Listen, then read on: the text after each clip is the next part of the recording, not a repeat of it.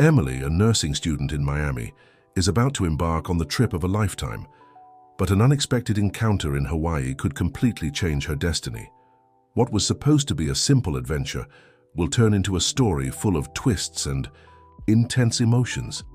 The Miami sun shone brightly on that December morning as Emily packed her small backpack for another day at the clinic. The fan lazily spun on the ceiling of her modest room, barely managing to ease the heat that had already settled in early. On the old dresser, a family heirloom from her grandmother, rested the anatomy book she had been studying for the past few weeks, preparing for her nursing school exams. "Emily, my dear, coffee is on the table." The loving voice of Mrs. Thompson, her mother, echoed through their small but cozy home in the Sunset District.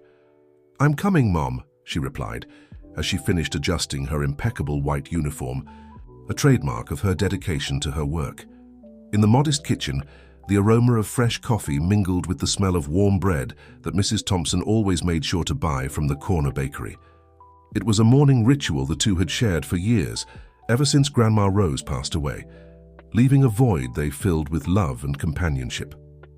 "You have dark circles under your eyes, sweetheart," Mrs. Thompson observed, pouring a generous cup of coffee for her daughter. "You can't keep going at this pace, you'll end up getting sick." Emily smiled, trying to hide the exhaustion she truly felt. "It's just until the end of the semester, Mom. After the exams, things will calm down."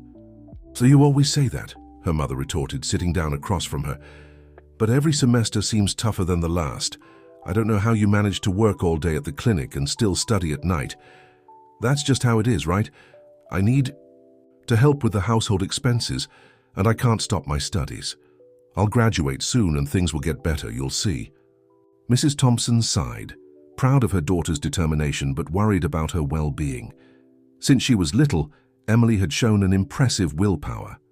Even when obstacles seemed insurmountable, she found a way to keep moving forward, always with a smile on her face and words of optimism. Breakfast went on peacefully as usual, with the two chatting about future plans and the small daily victories.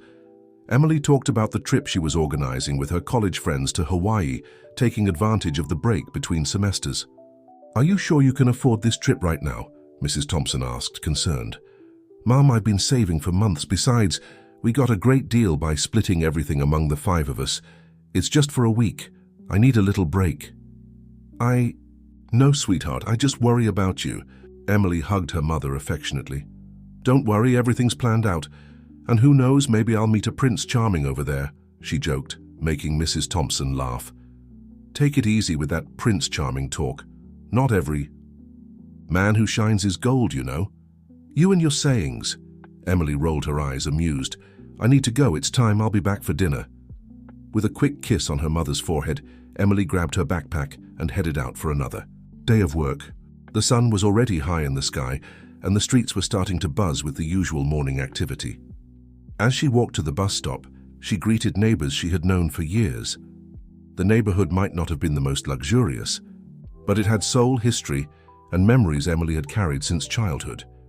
At the clinic, the day promised to be as busy as ever. She had barely arrived when she was greeted by Mrs. Johnson, the receptionist who always had a smile on her face, even on the busiest days. "Good morning, Sunshine," the lady greeted her. "We already have a line of patients waiting. Dr. Michael asked for you to help with the dressings as soon as you got here." "Got it, Mrs. Johnson. I'll just change my shoes and get started." The hours flew by when Emily was working. She had a special way with patients, always kind and attentive, even with the most difficult ones. Her dedication didn't go unnoticed, and she had already received several compliments from the doctors and clinic management. During lunch, sitting with her colleagues in the small staff break room, Emily couldn't contain her excitement as she talked about the upcoming trip. "It's going to be amazing," exclaimed Sophia, her best friend at the clinic.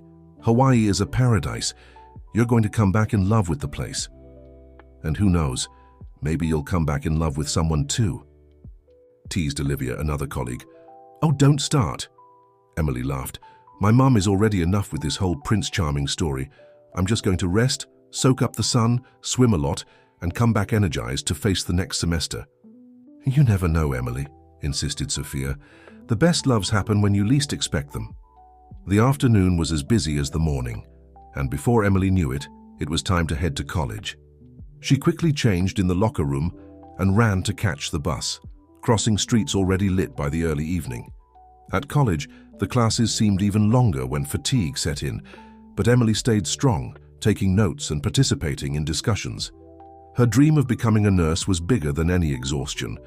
She returned home after 11 p.m., finding Mrs. Thompson still awake, waiting for her with a plate of food set aside. "You didn't have to wait for me, Mom," said Emily, sitting at the table. "Of course I did. You need to eat properly." As she ate, Emily told her about her day, the patients she had cared for, and her classes. Mrs. Thompson listened attentively, as she always did, proud of the daughter she had. "Oh, I managed to pay the first installment for the trip today," Emily commented excitedly. "In 2 weeks I'll be diving into those crystal clear waters." "That's great, my dear. Just be careful. Don't go adventuring too much." "Don't worry, Mum. I'm going with the girls. We'll look out for each other." That night, lying in bed, Emily imagined what the trip would be like. She had seen so many pictures of Hawaii, with its paradise-like beaches and turquoise waters. It would be her first real trip, the first time she'd ever been on a plane. The excitement and anticipation barely let her sleep. The next 2 weeks flew by between work, studies, and trip preparations. Emily and her friends talked about nothing else, planning every detail, from the tours they'd take to the clothes they'd bring. The night before the trip, as she packed her suitcase, Emily felt a mix of emotions. She was excited, of course, but there was also a knot in her stomach, a strange feeling she couldn't explain. Maybe it was just first trip nerves, or maybe it was something more, a premonition she couldn't quite decipher. "I brought you some tea to help you sleep better," said Mrs. Thompson, entering the room with a steaming cup. "Thank you, Mom. You always know what I need." "Mom is just like that," smiled Mrs. Thompson, sitting on the edge of the bed. "You grew up so fast, Emily. It feels like just yesterday I was taking you to school, holding your little hand. And you still take care of me the same way. I'll always take care of you, even when you're far away, married, with your own children." Emily hugged her mother, breathing in the soft lavender scent she always wore. "That's still a long way off, Mom. First I need to graduate, get a good job. Time passes faster than we think, my dear. I just want you to be happy, to find someone who treats you well, respects you, and truly loves you." "I know, Mom, and I'll find that at the right time." That night, Emily took a long time to fall asleep. She tossed and turned in bed, thinking about everything that could happen on that trip. She had no idea her life was about to change completely, that these would be her last nights of true freedom. The day dawned with a radiant sun, as if the sky itself wanted to welcome her adventure. Emily woke up even before the alarm went off, her heart racing with anticipation. She dressed carefully, choosing comfortable clothes for the trip. Mrs. Thompson was already in the kitchen, preparing a special breakfast. "You need to eat well before traveling," she said, setting bread, fruit, and a fresh cake on the table. "At this rate, I'll miss my flight because I'll be too heavy." Emily joked, but she sat down to eat, knowing she couldn't bear to waste the breakfast made with so much love. The taxi arrived promptly at 7 a.m. Sophia, who was on the same flight, was already waiting. The other friends would take a later flight. "Take care of her, Sophia," Mrs. Thompson asked, hugging her daughter one last time. "Don't worry, Mrs. Thompson. We'll have a lot of fun, but responsibly." On the way to the airport, Emily looked out the taxi window, watching her city, the familiar streets, the buildings, the people starting their days. She had a strange feeling, as if she were saying goodbye, even though she knew she'd be back in a few days. The airport was bustling, full of tourists coming and going with their luggage. Emily followed all the procedures carefully, fascinated by this new world opening up to her. When she finally settled into her airplane seat next to Sophia, she could barely contain her excitement. "Ready?" asked Sophia, holding her hand as the plane began to taxi. "More than ever," replied Emily, smiling. The flight was smooth, and in just over an hour, they could already see the archipelago of Hawaii. From the airplane window, Emily was amazed by the intense blue of the sea, the light sandy beaches, and the rock formations that seemed to hold thousands of stories. Little did she know that among those stories, her own was about to begin. A story that would change her life forever, turning her dreams into nightmares, her freedom into imprisonment, her destiny into a chain of events she could never have foreseen. If this story has caught your interest, don't forget to subscribe to our channel and hit the like button. Tell us which city you're watching from, and let's continue. The arrival in Hawaii felt like a dream, materializing before Emily's eyes. The warm, humid air of the island enveloped her as soon as she stepped off the plane, carrying with it the distinct scent of the sea and a sense of freedom she had never experienced before. The small airport, surrounded by lush vegetation, already hinted at the paradise that awaited them.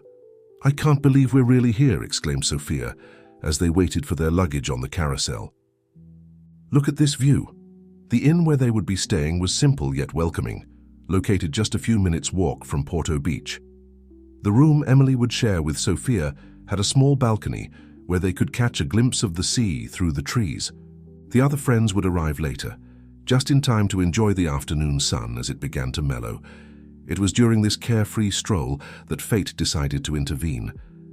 As they walked near a more secluded area of the beach, Emily stumbled over a small depression in the sand, momentarily losing her balance. Before she could fall, she felt a pair of strong hands gripping her arms, steadying her. "Careful," said a deep, melodious male voice. "These uneven patches of sand can be treacherous." When Emily turned to thank him, she found herself staring into a pair of intense green eyes that gazed at her with interest. The man who had steadied her was tall, with an athletic build and a presence that exuded confidence and sophistication.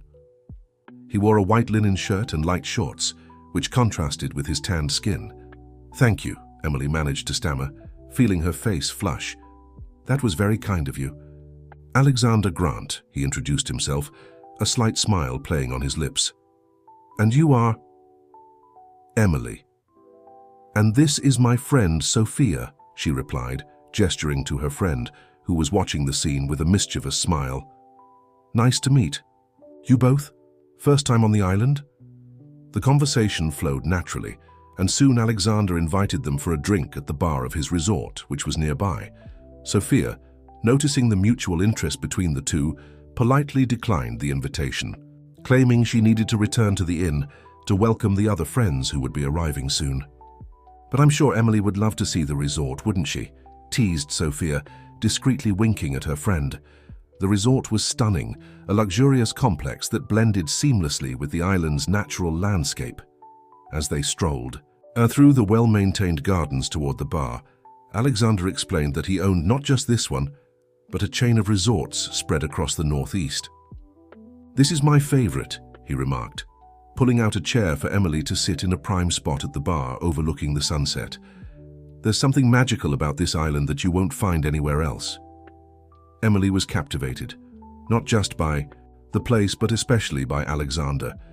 He had a charming way of telling stories, speaking about his travels, his business, and his experiences with a perfect mix of confidence and humility that made her increasingly intrigued.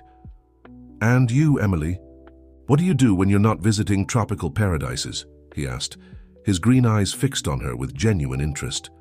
"I'm a nursing student and work at a clinic in Miami," she replied, suddenly aware of the social gap between them.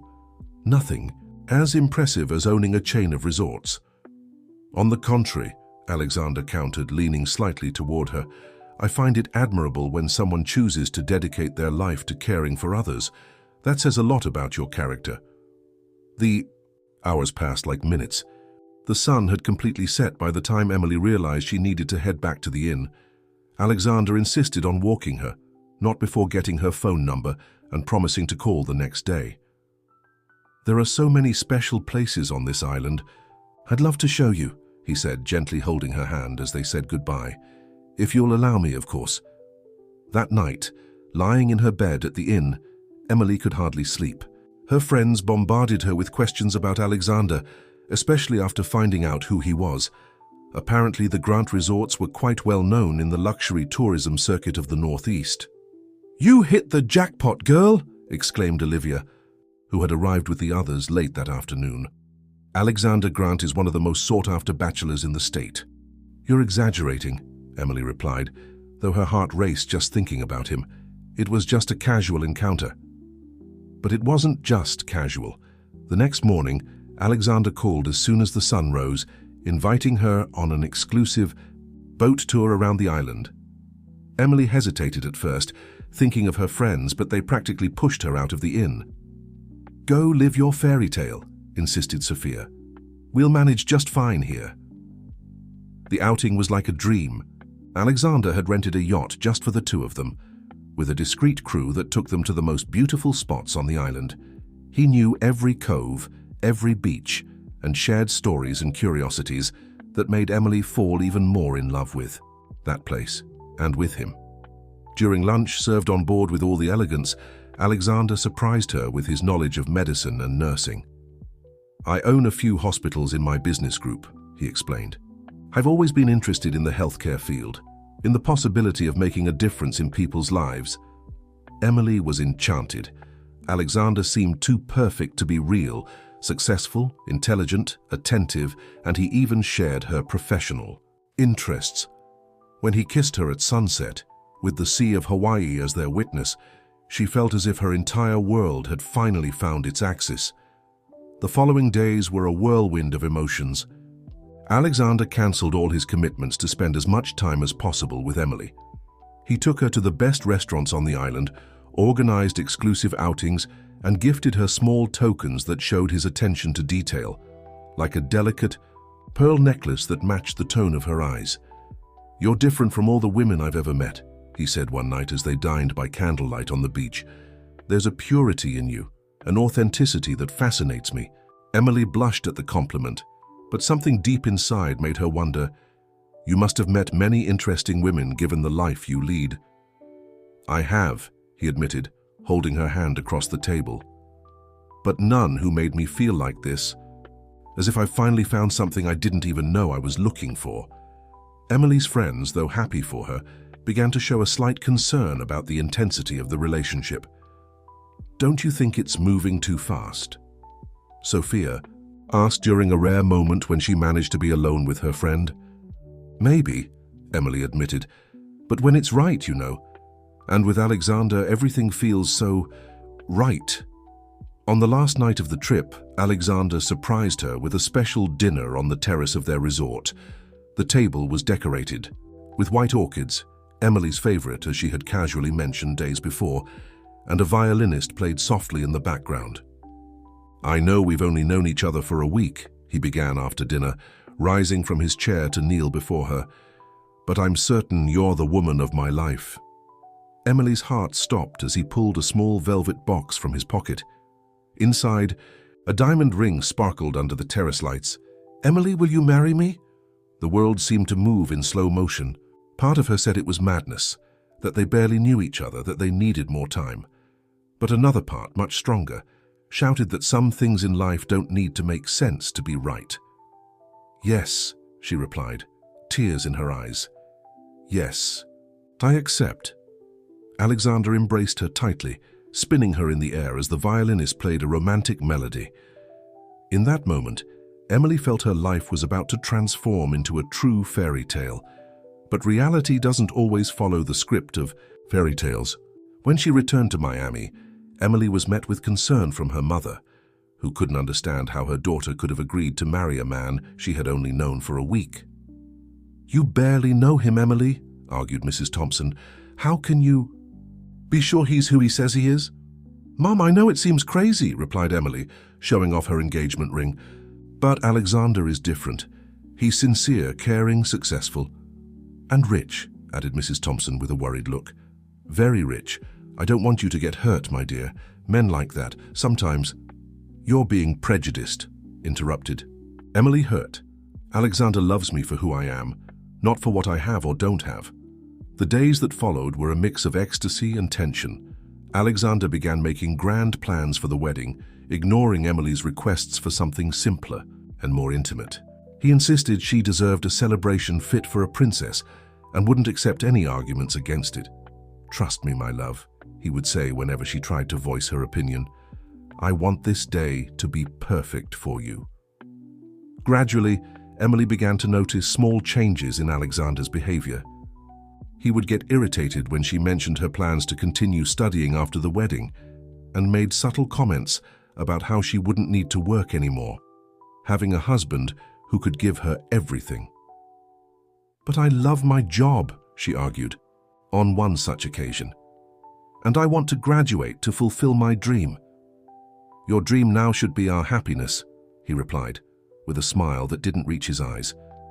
"I don't want my wife wearing herself out at a job when she can live like a queen." Emily's friends, especially Sophia, tried to warn her about the signs of control Alexander was beginning to show, but she was so caught up, so certain she had found her Prince Charming, that she interpreted all his actions as demonstrations of love and protection. "He just wants what's best for me," she justified. "It's normal to worry about someone you love." By the end of the afternoon, they decided to take the opportunity to explore the surroundings a bit. "Shall we take a walk on the beach?" suggested Sophia, already changing her clothes. "I want to feel this wonderful water." Emily didn't need much convincing. Within minutes, the two were walking on the soft sand of the beach, their bare feet, feeling the warmth of the ground, their eyes marveling at the turquoise blue sea stretching to the horizon. Small groups of tourists were scattered across the beach, some swimming, others just relaxing. The wedding preparations were moving at a rapid pace, turning each day into a new discovery for Emily, though not all of them pleasant. Alexander insisted on holding the ceremony in just 2 months, claiming he couldn't bear to wait any longer to have her as his wife. What should have been a time of joy and anticipation was slowly becoming a growing source of anxiety. "You need to try on this dress," said Alexander, presenting Emily with an exclusive design straight from Paris. The dress was stunning, but so different from the simple style she had always dreamed of. "I ordered it especially for you."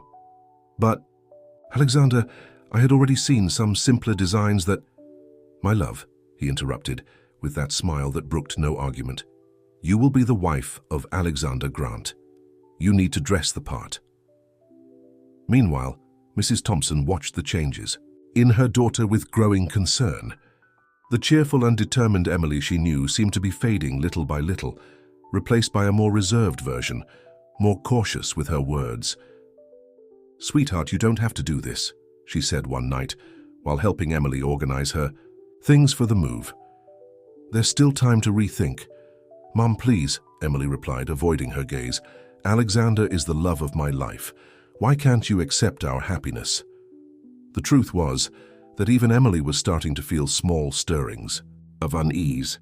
Alexander had strong opinions about everything, from the color of the flowers to who should or shouldn't be invited to the wedding. When she mentioned wanting to invite some colleagues from the clinic, he was adamant. "I don't think that's appropriate, my love. We need to maintain a certain standard on the guest list." His words hurt her, but she swallowed the pain. After all, Alexander only wanted the best for them, right? That's what she kept telling herself every time he made a decision without consulting her, every time he made a dismissive comment about her simple life. College was the first major point of friction. When Emily mentioned her classes for the next semester, Alexander reacted with a mix of disbelief and irritation. "You're still thinking about continuing your studies? Emily, you'll be my wife. You don't need to worry about those things anymore." "But it's my dream, Alexander. I've always wanted to be a nurse. And I want you to be happy." He replied, gripping her hands with excessive force. "Happy by my side without needing to stress about work or studies. Isn't that what every woman wants? To have someone who can give her everything?" The words were sweet, but there was something in his eyes that made Emily shiver. Still, she convinced herself it was just wedding nerves making her see problems where there were none. Sophia tried to intervene several times, worried about the changes she noticed in her friend. "Emily, you're different. We barely see each other anymore. You dropped out of college without even discussing it with us." "Alexander thinks it's better for me to focus on the wedding preparations now," Emily justified, unable to look her friend in the eye. "We'll figure it out later." "Since when does Alexander decide what's best for you?" The question went unanswered, echoing in Emily's mind during the sleepless nights that followed.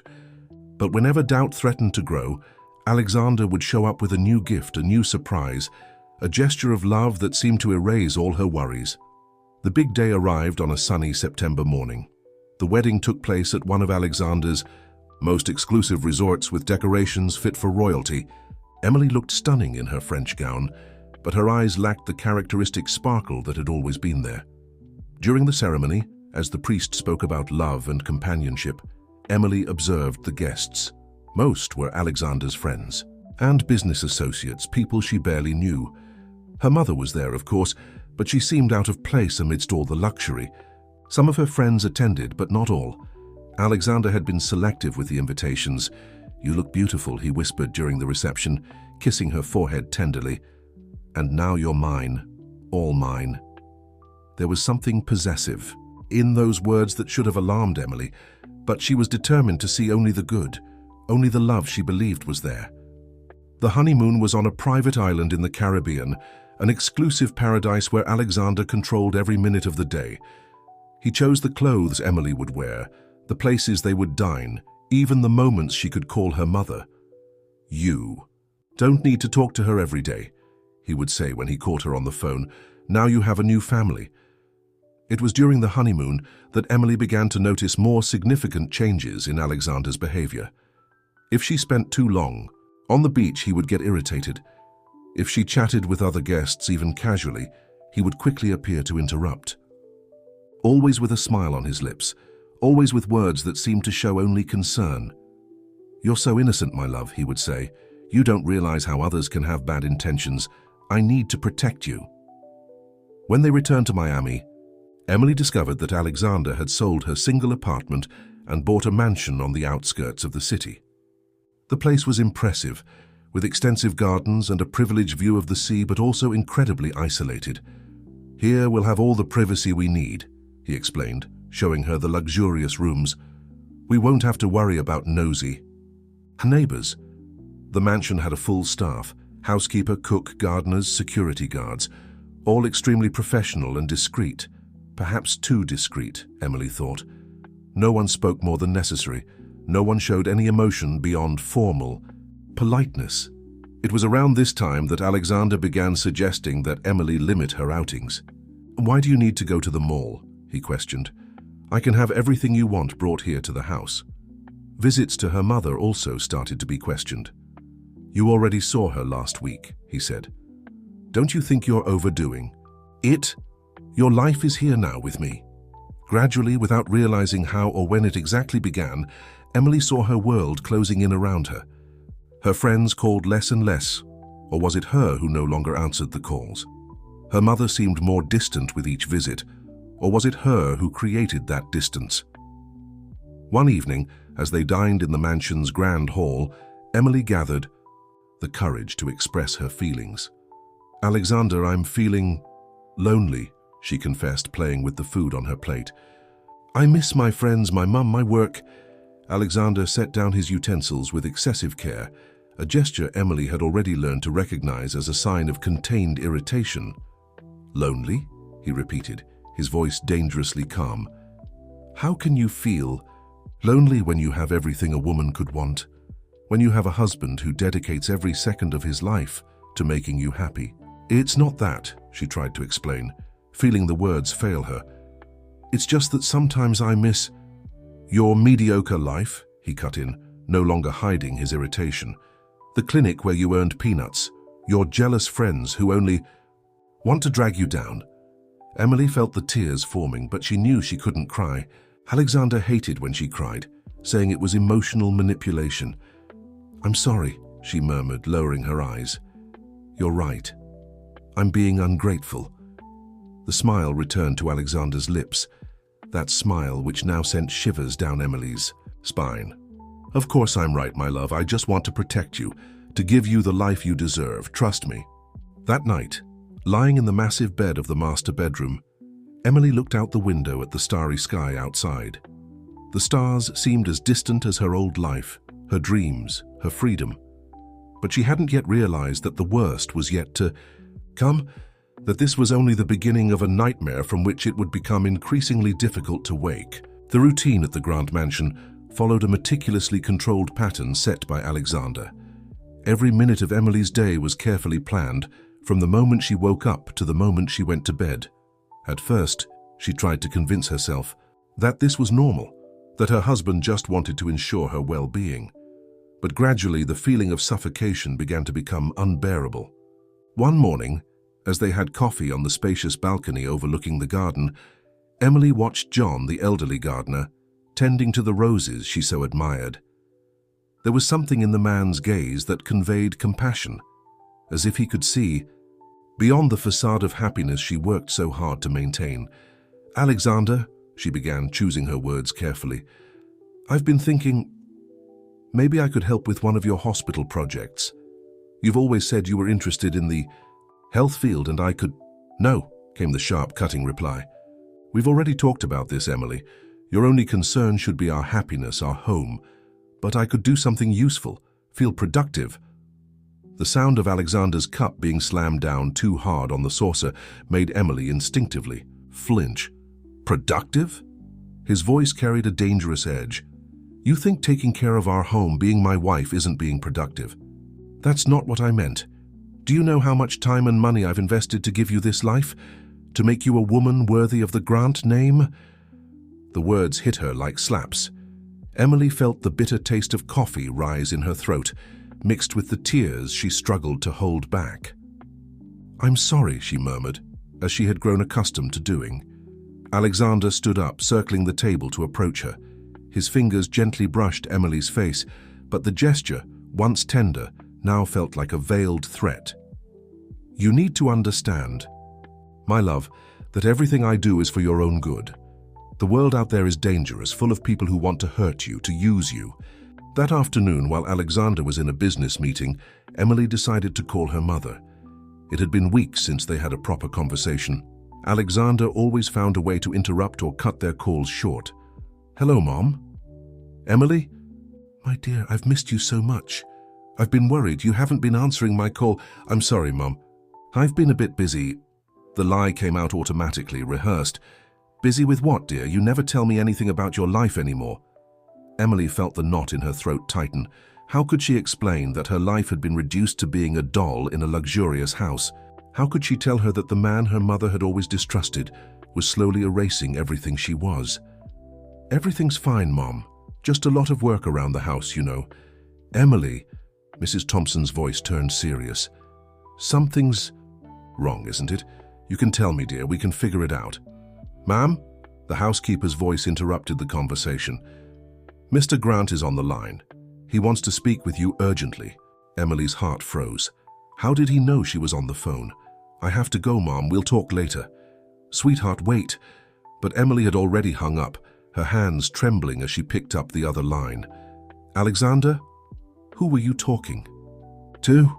His voice was controlled, but she could feel the tension behind his words. It was just my mother." "And why didn't you tell me you were going to call her?" "I didn't know I had to tell you." "Emily, Emily," he sighed, as if speaking to a disobedient child. "You know how manipulative your mother can be. She just wants to fill your head with doubts about me, make you question our love." "No, Alexander, she was just missing me and worried." "Worried?" Alexander's voice grew even tenser. "And why would she be worried? What have you been telling her?" "Nothing, I swear, just that I've been busy, so I haven't called as much." "Listen carefully, Emily." His tone shifted to something darker. "I don't want you making any calls without consulting me first. It's for your own good, do you understand?" "Yes, Alexander." After that episode, Emily noticed that the house phone only worked for numbers previously authorized by Alexander. Calls to her mother became increasingly rare and were always supervised by the housekeeper, who stayed nearby under the pretext of tidying up. The days dragged on in the mansion, each one the same as the last. Emily began to obsessively observe the staff, especially John, the gardener.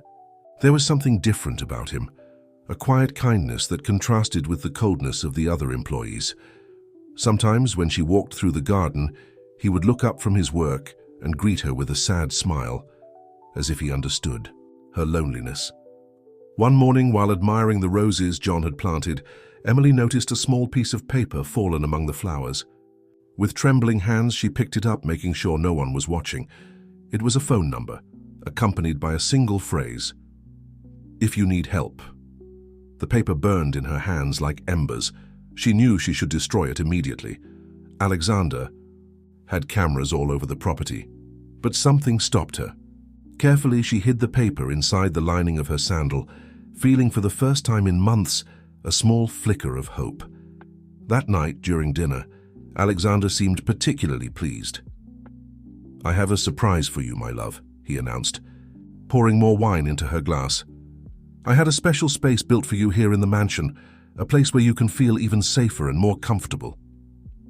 Emily felt a shiver run down her spine. What kind of space?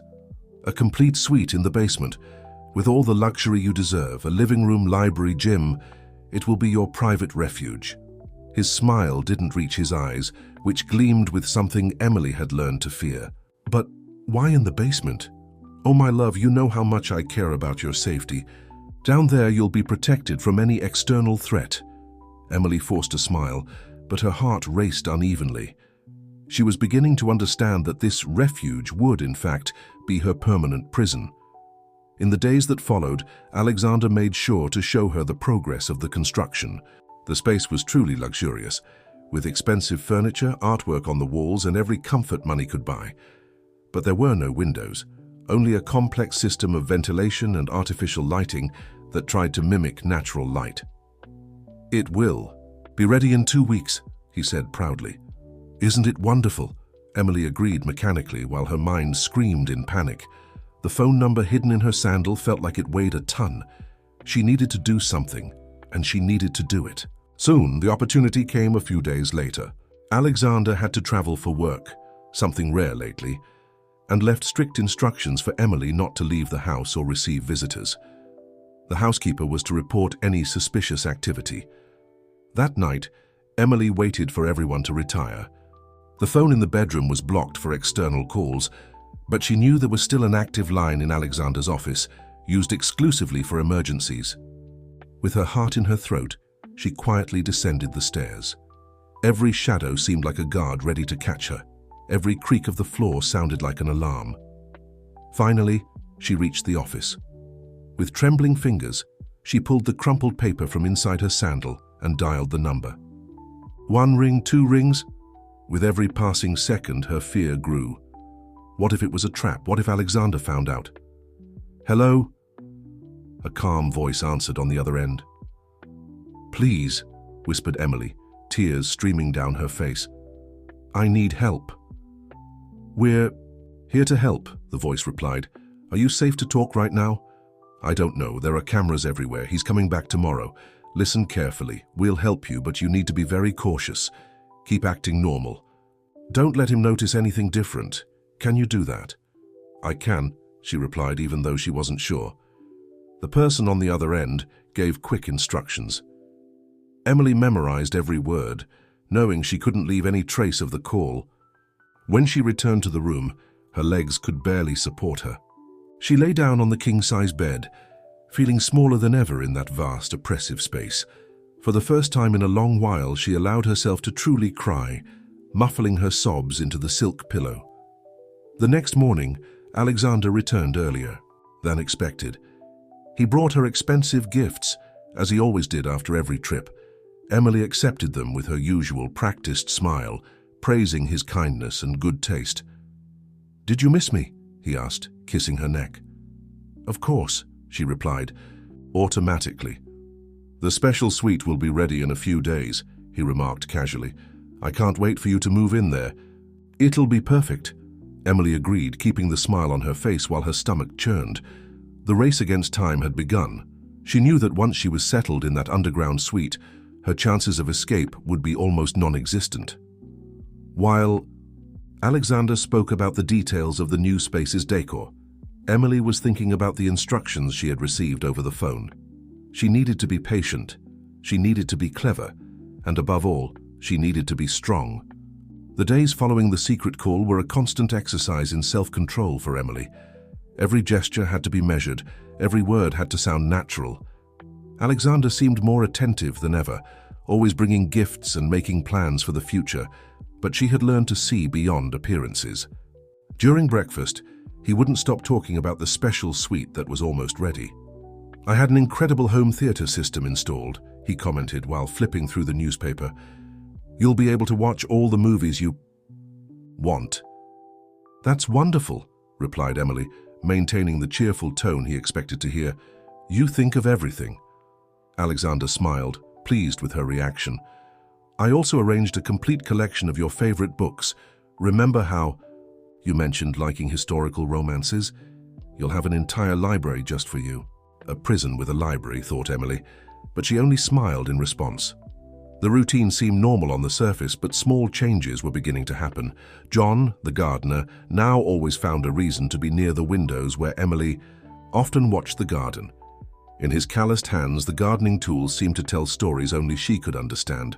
One morning, while Alexander was in an important video call in his office, Emily noticed John planting new rose bushes near the hedge that bordered the back of the property. He worked there all day, removing old plants and replacing them with new ones. To any observer, it was just another day of work in the garden, but Emily knew every move had a purpose. "Roses need space to grow," John explained when Alexander, during his daily inspection of the gardens, questioned the changes. The old ones were suffocating each other. Alexander seemed satisfied with the explanation. After all, John had worked for the Grant family for years and had their trust. What he didn't know was that beneath the new rose bushes, a discreet path was being prepared. The days passed with agonizing slowness. The underground suite was almost ready, and Alexander made sure to show off every new finished detail. The big space was truly impressive, with luxurious finishes and all the technology money could buy. But for Emily, every visit to that place was a reminder that time was running out. "Check out this security system," Alexander explained, pointing to a digital panel on the wall. "It controls everything: temperature, lighting, ambient music, and the best part, I can monitor everything remotely from my phone." Emily noticed the pride in his voice as he demonstrated each feature. It was impressive how he managed to make that prison feel like a gift of love. One afternoon, while Alexander was in an important meeting at his office, Emily received an unexpected delivery. A bouquet of flowers arrived at the mansion, apparently a surprise gift from her husband. The housekeeper, following protocol, inspected the arrangement before handing it over. "What beautiful flowers," Emily commented, feigning surprise. Among the roses and orchids, a small card bore just one phrase: "The gardener knows the way." The housekeeper picked up the card to read, as she did with all incoming correspondence, but Emily was quicker. "Oh, it's just a romantic note from Alexander," she said, slipping the card into her pocket with a smile. "He loves these little surprises." That evening, during dinner, Alexander seemed especially pleased. "The suite will be ready in 3 days," he announced. "I've already arranged for a team to move your belongings. You'll love it, I'm sure." Emily felt her heart race. 3 days. That was the time she had to put the plan into action. "I can't wait," she replied, keeping her voice steady. "You always know what's best for me." The next morning, as she had her breakfast on the balcony, Emily watched John working in the garden. He was pruning some plants near the hedge, and his meticulous work had created an almost imperceptible passage between the rose bushes. The day passed like any other. Alexander spent most of his time in meetings, busy with his business. Emily maintained her usual routine: reading in the library, lunch served promptly at noon, a brief walk through the gardens under the watchful eyes of the guards. That night, as she prepared for bed, Emily thought of her mother, of Sophia, of all the people she had left behind. She felt a mix of fear and determination she had never experienced before. The plan was set, every detail carefully thought out. Now it was just a matter of waiting for the right moment. "So you're quiet today," Alexander observed, entering the bedroom. "Are you feeling all right?" "Just a little tired," she replied, forcing a smile. "I think the anticipation of moving to the new suite—" "Don't worry about a thing," he said, caressing her face. "I'll take care of everything. You just need to trust me." Emily nodded, fighting the urge to pull away from his touch. Every second by his side now felt like an eternity, every gesture of false affection a silent torture. In the early hours of the morning, when Alexander finally fell asleep, Emily remained awake, staring at the ceiling. Through the window, she could see the full moon illuminating the garden. John's roses seemed to glow under the silvery light, guarding secrets only she knew. The next day began with unexpected news. Alexander needed to travel for business. An emergency at one of his resorts required his immediate presence. "It will only be 2 days," he explained as he packed his suitcase. "I'll be back in time to oversee your move to the suite." "Are you sure I can't come with you?" Emily asked, already knowing the answer. "You know I don't like you traveling alone with me, my love. It's safer for you to stay here, protected." As she watched Alexander's car leave the property, Emily felt her heart race. It was now or never. The plan had to be executed before he returned, before the underground suite was ready to become her permanent prison. From the balcony, her eyes met John's as he pruned the rose bushes with the same dedication as always. In his gaze, there was a clear message. The moment had come. The first day after Alexander's departure passed with agonizing slowness. Emily maintained her usual routine, always under the watchful eyes of the housekeeper and the security guards. She had her breakfast on the balcony, read a book in the library, and had lunch precisely at noon. Every gesture was calculated, every expression carefully controlled. The housekeeper, following Alexander's instructions, never took her eyes off her. "Do you need anything, Mom?" she asked constantly, her presence a constant reminder of the surveillance Emily was under. "No, thank you," Emily replied with a rehearsed smile. "Everything is perfect." In the afternoon, she asked to take her usual walk in the garden. It was a ritual Alexander allowed, always supervised, of course. The security guards maintained their protocol distance as she strolled among the flowers John tended to with such care. "The roses are especially beautiful today," she commented, stopping near where the gardener was working. John simply nodded, continuing his meticulous work, but his eyes said everything that needed to be said. In his calloused hands, a small silver key glinted discreetly before disappearing among the flowers. Emily continued her walk, her heart beating out of rhythm. The key was where it should be, hidden among the petals of an especially lush rose. Now it was just a matter of waiting for the right moment. The night arrived, bringing an unexpected storm. The thunder echoed through the mansion as Emily prepared to sleep. The housekeeper came to check if everything was all right, as she did every night since Alexander had left. "Will you be okay, Ma'am?" she asked, her tone falsely concerned. "I can stay in the room next door if you need." "That won't be necessary," replied Emily. "I'll take a sleeping pill and rest. Tomorrow will be a long day with the moving preparations." The housekeeper hesitated for a moment, but eventually withdrew. Emily waited another hour, pretending to sleep. The storm grew stronger outside, providing the perfect cover for what was about to happen. With silent movements, she got up and changed her clothes. She put on something comfortable and dark as she had been instructed. In her bag, only the essentials, some documents she had managed to hide over the months, and the small key that John had given her. The clock struck exactly 2 in the morning when she left her room. The mansion was silent, except for the sound of rain and occasional thunder. The hallways, usually well lit, were partially in darkness. The storm had affected part of the electrical system just as planned. Emily knew every inch of that house, every creak of the floorboards, every shadow cast by the lightning. She moved, like a ghost through the halls, avoiding the security cameras she knew were temporarily blind due to the power outage in some areas. The garden, usually so well lit, was plunged into shadows. The heavy rain created a natural curtain that made visibility difficult. The guards had taken shelter in their posts, more concerned with protecting themselves from the storm than watching. The rose beds. John had left everything prepared. Among the rose bushes he had planted in recent weeks, a discreet path led to a less guarded section of the wall. The key he had given her opened a small service gate, normally used only for garden maintenance. With her heart in her throat, Emily followed the marked path. Her clothes were soaked, but she barely felt the cold. Each step brought her closer to freedom. Each second was precious. When she finally reached the gate, her hands were trembling so much she could barely fit the key into the lock. A particularly loud thunderclap made her jump, but she couldn't. "Stop now." With a soft click, the gate opened. On the other side, as agreed, a car waited with its headlights off. Emily recognized the driver. It was the same man who had answered her desperate call days ago. Quickly, he whispered, opening the passenger door. Emily didn't hesitate. She got into the car, and within seconds they were leaving the Grant estate behind. Through the rearview mirror, she watched the lights of the mansion shrink until they were just distant dots in the darkness. "You're safe now," the driver said, finally turning on the headlights once they were at a safe distance. "My name is Robert. I work for an organization that helps people in dangerous situations." Emily simply nodded, unable to form words.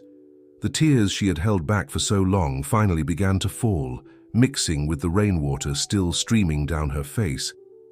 "Where are we going?" she managed to ask after a few minutes. "To a safe place," Robert replied. "A shelter where you can stay until we sort out your situation. Your mother has already been notified and will meet you there." The mention of her mother made Emily sob. How long had it been since she had truly hugged her, since she could talk to her without fear of being monitored? The car took back roads, avoiding main routes where they could easily be tracked. Robert explained that they had planned several alternate routes, prepared for any eventuality. "John was crucial," he commented. "He reached out to us after realizing your situation.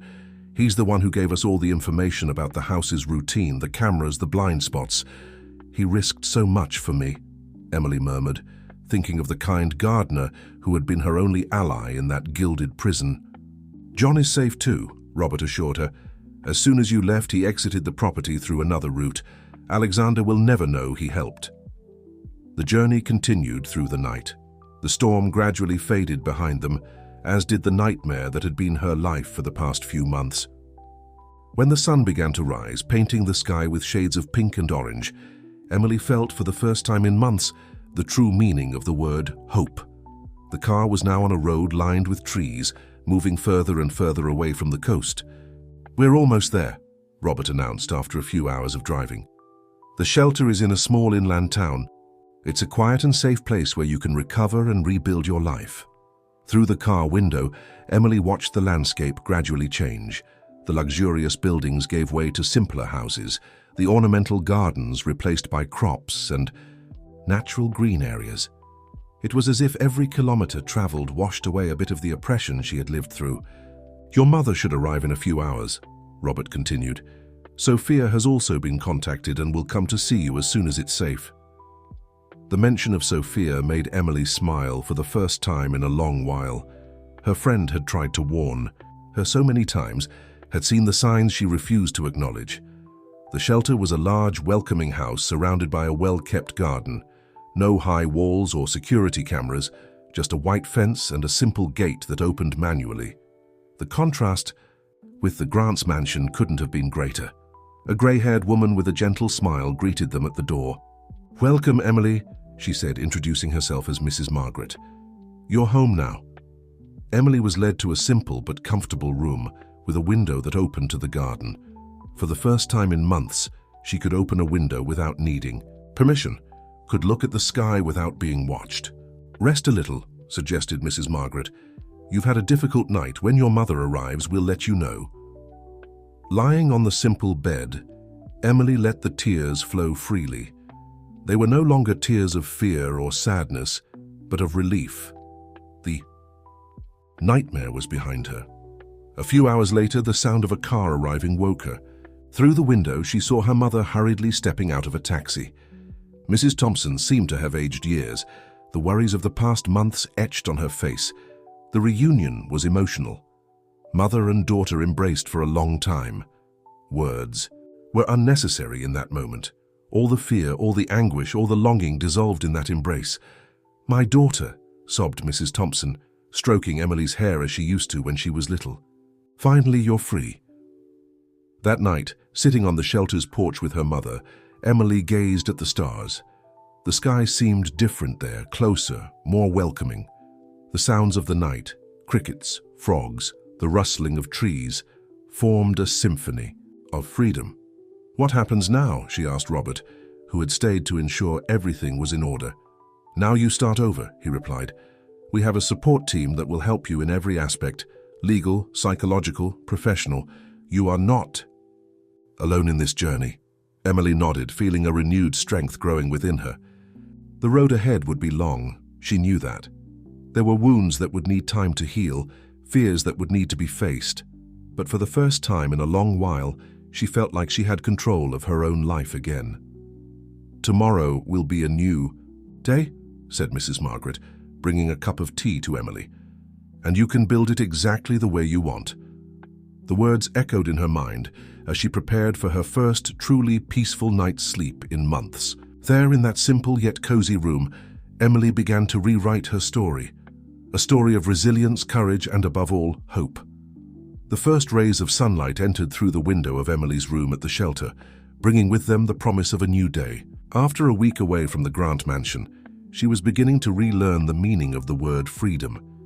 Every small gesture, like choosing her own wake-up time or deciding what to wear, was a silent victory.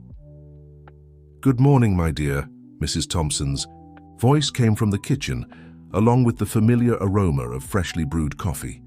Her mother had decided to stay at the shelter during this initial period of adjustment, making the environment even more welcoming. Emily headed to the kitchen, where other women who also lived at the shelter were already having breakfast. The place functioned as a true community of mutual support, where each story of resilience served as inspiration for the others. "Today, you have an appointment with Dr. Elizabeth," reminded Mrs. Margaret, the shelter's coordinator, as she poured more coffee. "She's an excellent psychologist, specialized in cases like yours." The prospect of talking to a professional filled Emily with a mix of anxiety and hope. For months, her only conversations had been carefully controlled and monitored. The idea of being able to speak freely about her feelings seemed almost unreal. Dr. Elizabeth's office was in a cozy room within the shelter itself. Comfortable armchairs, soft colors on the walls, and a window overlooking the garden created an environment conducive to healing. "How are you feeling today, Emily?" asked the psychologist, her voice calm and welcoming. "It's strange," she replied, choosing her words carefully. "Sometimes I wake up scared, thinking I'm back at the mansion. Other times it feels like the last few months were just a nightmare." "It's natural to feel that way," explained Dr. Elizabeth. "You've been through a traumatic experience. The healing process is not linear, and it's okay to feel different emotions at the same time." During the session, Emily began to better understand the control mechanisms that Alexander had used, how he had gradually isolated her from her support network, undermined her self-esteem, and created an emotional dependency. "What scares me the most is realizing how I didn't see the signs," she confessed. "How could I have been so blind?" "Psychological. Control is very subtle," the psychologist replied. "People like Alexander are extremely skilled at manipulating emotions and distorting reality.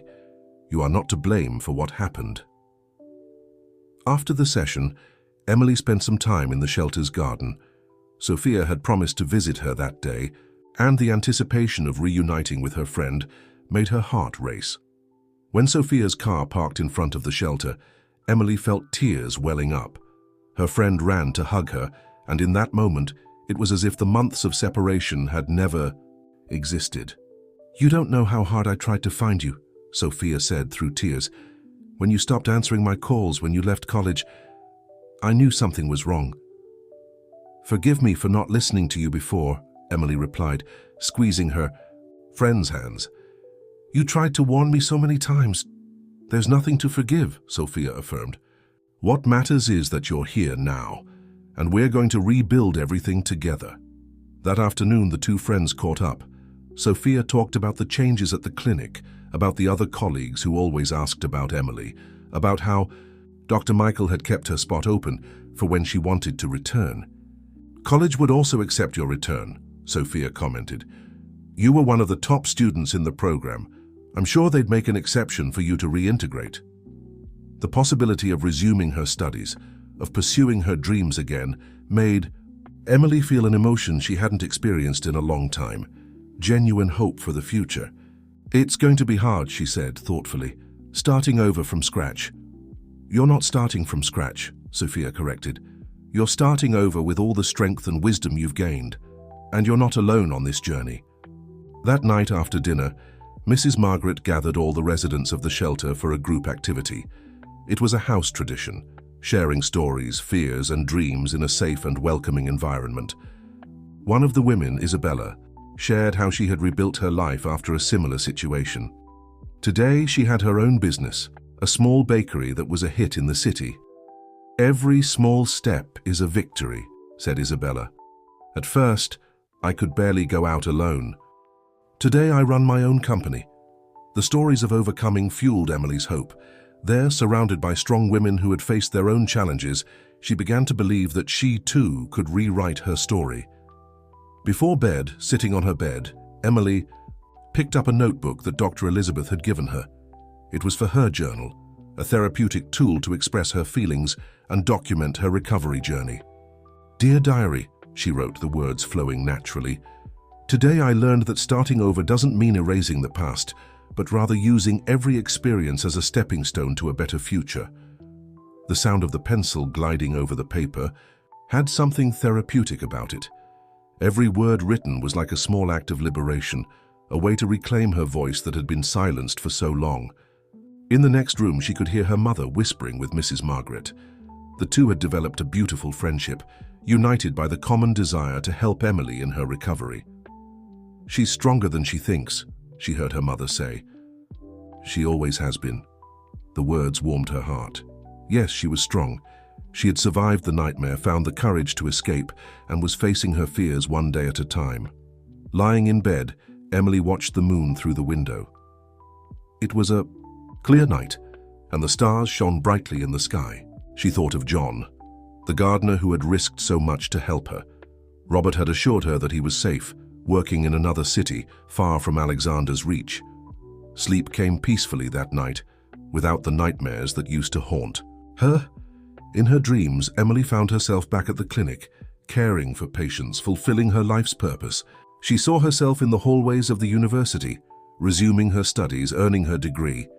And for the first time in a long time, those dreams didn't seem impossible to achieve. They were concrete goals, steps on a journey that was just beginning. A journey of self-discovery, healing, and most importantly, freedom. Autumn arrived, bringing with it a gentle breeze that swayed the curtains in Emily's room at the shelter. 3 months had passed since her escape from the Grant mansion, and each day brought small victories that, added together, were building a new version of herself. The sessions with Dr. Elizabeth had become a safe harbor, a space where Emily could explore her deepest feelings without fear of judgment. That morning during therapy, she shared an important realization. "Yesterday I dreamed I was back at the mansion," she said, her voice steady. "But this time it was different. In the dream, I wasn't trapped anymore. I simply looked at that place and felt no more fear." The psychologist smiled, recognizing the significant progress that dream represented. "And how did you feel when you woke up?" "At peace," replied Emily, surprised by her own answer. "As if I was finally freeing myself, not just physically, but emotionally too." The process of emotional healing walked hand in hand with the reclaiming of her independence. With the support of the shelter's legal team, Emily had managed to annul her marriage to Alexander, proving the private imprisonment she had endured. "The documents you kept and John's testimony were crucial," explained Dr. Richard, the lawyer, handling her case. Alexander had no way to contest the evidence. The news of the annulment was met with a small celebration at the shelter. Mrs. Margaret baked a special cake, and all the residents gathered to share that moment of victory. "Every broken chain is a victory for all of us," said Isabella, hugging. "Emily, your courage inspires other women to seek their freedom too." Emily's academic and professional life was also beginning to reorganize. The university, sensitive to her situation, had allowed her to return to her nursing program. With extra dedication and the support of her professors, she would be able to make up for lost time. "It's like coming home," she commented to Sophia as they walked through the university halls on her first day back. "I never thought I'd miss even the smell of the library books so much." Dr. Michael from the clinic where she had worked before not only kept her position, but promoted her to a role with greater responsibility. "Your knowledge and empathy have always set you apart here," he said. "And now, after everything you've been through, you'll have even more sensitivity to care for patients." At home, her relationship with her mother grew stronger every day. Mrs. Thompson had moved back to her house in the Sunset District, but visited her daughter frequently at the shelter. The two developed new rituals, like having coffee together on Sundays, reminiscing about simpler and happier times. "You know, my dear," Mrs. Thompson said during one of these visits, "seeing you smile again is the greatest gift I could ever receive." Emily also discovered a new passion: writing. The diary she had started as a therapeutic exercise turned into a larger project. With Dr. Elizabeth's encouragement, she began writing her story, not just as a form of personal healing, but as a way to help other women who might be going through similar situations. "Your words have power," the psychologist said.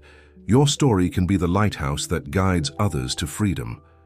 The pages were filled not only with painful memories, but above all with reflections on overcoming, strength, and new beginnings. Emily discovered that by transforming her pain into words, she could not only process it better, but also give it new meaning. The shelter, which initially was just a temporary refuge, became a place of transformation. Emily began to participate more actively in group activities, sharing her experience with newcomers and learning from the stories of other women. One afternoon, while helping in the shelter's community garden, Emily had an epiphany. Plants, like people, sometimes needed to be pruned to grow stronger. Every scar on her heart was like the marks on tree trunks, signs of resilience and survival. "John taught me more than just about gardens," she commented to Mrs. Margaret as they planted new seedlings. "He showed me that sometimes we need to grow strong roots before we can bloom." The gardener, who now worked in a small town, stayed in discreet contact through letters that arrived at the shelter. His simple words always brought wisdom and encouragement. "The most beautiful roses," he wrote in one of his letters, "are the ones that survive the winter." Emily's transformation did not go unnoticed by those who knew her. Her posture was different, straighter, more confident. Her smile, once shy and restrained, now frequently lit up her face. Her eyes had regained the sparkle that Alexander had tried so hard to extinguish. "You're different," Sophia observed during one of their lunches together. "Stronger, more you." "It's because I finally understood that my story doesn't define me," Emily replied. "It just strengthens me to write the next chapters." The nights at the shelter, once filled with nightmares and insomnia, now brought dreams of the future. Emily planned, after finishing college, to specialize in supporting women in vulnerable situations.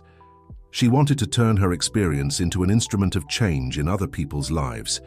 "Suffering can break us or transform us," she said during one of the group meetings at the shelter. "The choice is ours." And Emily had chosen transformation. Each morning brought not just a new day, but a new opportunity for growth, overcoming, and life. Fear still existed, of course, but it no longer paralyzed her. It had turned into wise caution, a driving force to help others. On a particularly significant afternoon, Emily received news that would mark the beginning of a new chapter in her life. The shelter's coordination invited her to join the team as a counselor, working specifically with newly arrived women. "Your experience and your nursing background would be very valuable to us," explained Mrs. Margaret. "You have a natural gift for comforting and guiding." The proposal deeply touched Emily. It was an opportunity to turn her story into an instrument of change, to use her scars as a bridge to reach other women who, like her, needed support to rebuild their lives. "It would be an honor," she replied, feeling as though all the pieces of her life were falling into place in a way she had never imagined possible. In college, her performance exceeded all expectations. Her professors often praised her dedication and maturity, qualities that had intensified after her experiences. Her work on mental health care and support for vulnerable patients drew particular attention. "You have a unique perspective," commented her nursing psychology professor. "You can see beyond the physical symptoms. You understand the emotional dimension of care." In her journal, now almost completely filled, Emily wrote a reflection that summarized her journey. "Freedom is not just the absence of bars or high walls. It is the ability to look within and recognize your own worth. It is being able to choose your own path, even when it seems frightening. It is knowing that every sunrise brings with it the possibility of a fresh start." Her words were beginning to reach others. The support group at the shelter had grown, and women from different places sought inspiration in her story of overcoming adversity. Emily had learned that her voice, silenced for so long, had the power to inspire change. One Sunday morning, as she had coffee with her mother on the shelter's porch, Emily gazed at the garden she had helped cultivate. The roses, similar to the ones John used to care for, bloomed vigorously, symbolizing renewal and hope. "You know, Mom," she said, holding Mrs. Thompson's hand, "I finally understand that our story isn't about what we've lost, but about what we choose to build with what we have left." Her mother's smile, full of pride and love, reflected the transformation everyone could see in Emily. She was no longer the naive young woman who had been enchanted by empty promises, nor the fragile woman who had fled a gilded prison. She was now a whole person, carrying her experiences not as burdens, but as tools for transformation. The future stretched before her like a blank book, ready to be written with the colors of freedom, courage, and hope. Emily knew her healing journey would continue, but she was now certain that every step was leading her in the right direction, not just for her own fulfillment, but to make a difference in the lives of others. Spring had arrived in Miami, bringing with it an explosion of colors and scents that made the college campus seem even more alive. Emily walked through the halls with confident steps, carrying her final project, a research paper on the role of nursing in the care and recovery of vulnerable women. A year had passed since her escape from the Grant Mansion, a year of rebuilding, learning, and discovery. On that special morning, as she prepared for her final presentation, Emily reflected on how much her life had changed. "Are you ready?" asked Sophia, who was waiting outside the auditorium. Her friend, now graduated and working as head nurse at the clinic, had been a constant presence in her recovery journey. "More than ever," Emily replied, adjusting the badge that identified her not only as a student, but also as a counselor at the New Hope Shelter. The auditorium was full. In addition to the examination board and her classmates, Emily recognized familiar faces in the audience. Mrs. Thompson, beaming with pride, Mrs. Margaret, who had become a second mother, several women from the shelter who had come to support her, and even John, who had made the trip from the small town where he now lived to attend her presentation.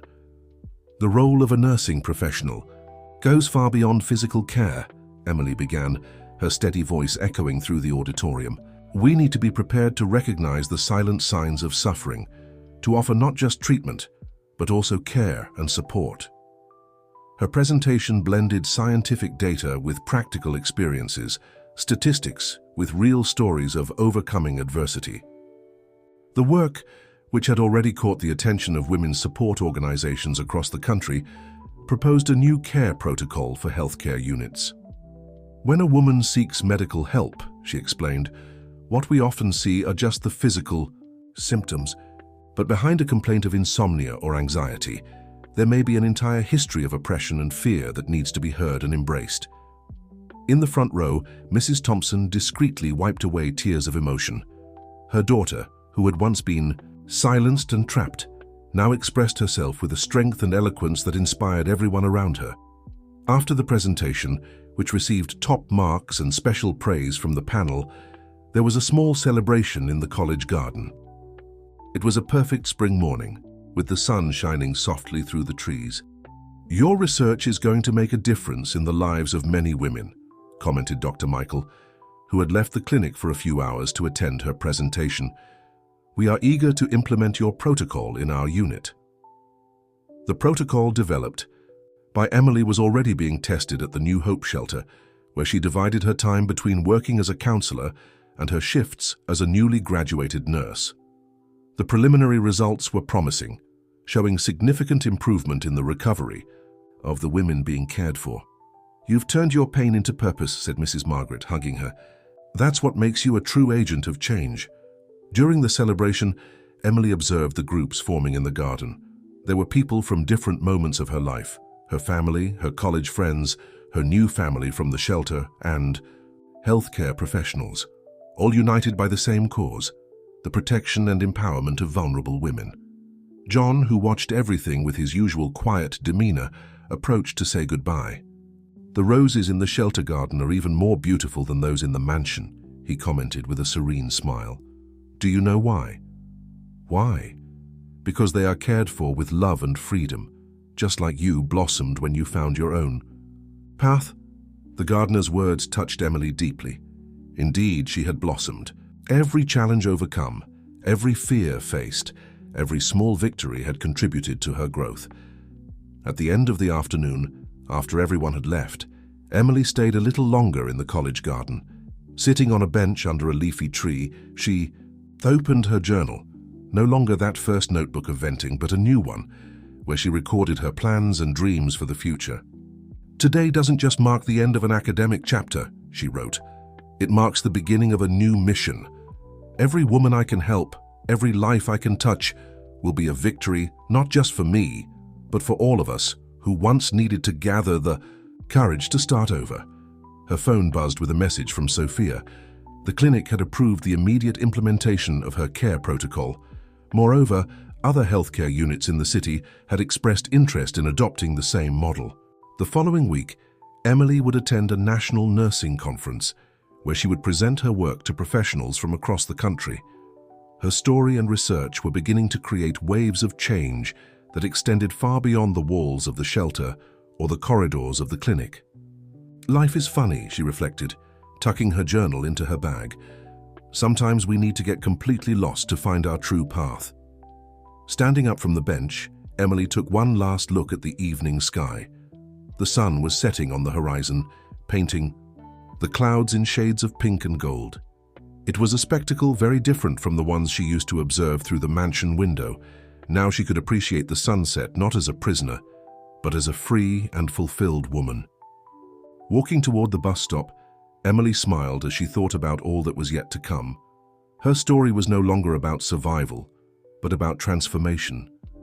It was no longer about escaping the past, but about building a better future, not just for herself, but for all the women who, like her, needed to believe that there is always a path to freedom. Dear listeners, we hope Emily's story has touched your hearts and inspired deep reflections on courage, overcoming, and new beginnings.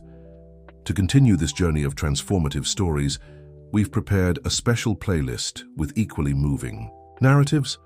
Find it here by clicking to the left of the video. If this story moved you, don't forget to subscribe to our channel and leave your like. Daily, we bring unique stories that explore the complexity of life and the strength of the human spirit. Share your thoughts in the comments. Your voice matters to our community. See you in the next story.